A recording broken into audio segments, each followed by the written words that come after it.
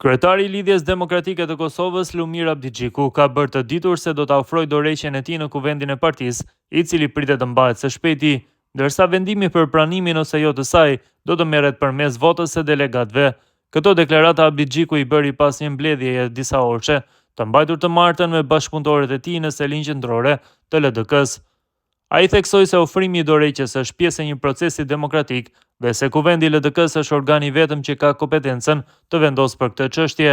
Abdixhiku tha gjithashtu se çdo antar i LDK-s ka të drejtë të kandidojë individualisht për postin e kryetarit, duke nënvizuar se partia mbetet e bashkuar dhe se të gjitha vendimet do të formalizohen përmes organeve partijake.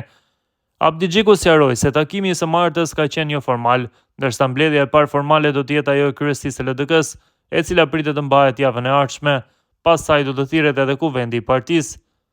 LDK-ja është unike dhe e bashkuar, çështjet shtrohen në konsultime të tilla dhe më pas formalizohen në organet partijake. Takimi vetëm formal është ai i kryesisë, që pritet të mbahet javën e ardhshme, ndërsa pas saj do të mbahet kuvendi i LDK-s, deklaroi Abdixhiku. Ai shtoi se nëse kuvendi i LDK-s nuk e pranon dorëheqjen, ai do të jetë i obliguar të vazhdojë detyrën e kryetarit, duke theksuar se shmangja nga vendimi i antarësisë do të ishte e papërgjegjshme. Çdo vendim që do të merret do të jetë vendim i përbashkët dhe në përputhje me vullnetin e kuvendit të LDK-s, u shpreh ai. LDK-ja në zgjedhjet e 28 dhjetorit regjistroi një nga rezultatet më të dobta në historinë e saj, duke u renditur e treta me 13.23% të votave. Lidhur me deklaratën e Abdixhikut se ai do të jap dorëheqjen në kuvendin e partisë, ish deputeti i LDK-s Adem Saliej shpreh kritik tepër i ashpër. Ai ka thënë se vendosja e dorëheqjes në votim në kuvend është e paprecedent dhe në kundërshtim me parimet politike. Sipas ish deputetit të LDK-s, dorëheqja është aspekt moral. Sipas ish deputetit të LDK-s, dorëheqja është akt moral personal dhe jo një çështje votimi, ndërsa veprimi i Abdixhikut përbën manipulim dhe hipokrizi. Lumir Abdixhiku po bën diçka që nuk e ka bërë askush deri më tash, po e qet kandidaturën e dorëheqjes në votim në kuvend. Kjo nuk është dëgjuar asnjëherë deri më tash. Dorëheqja as nuk aprovohet, as nuk refuzohet.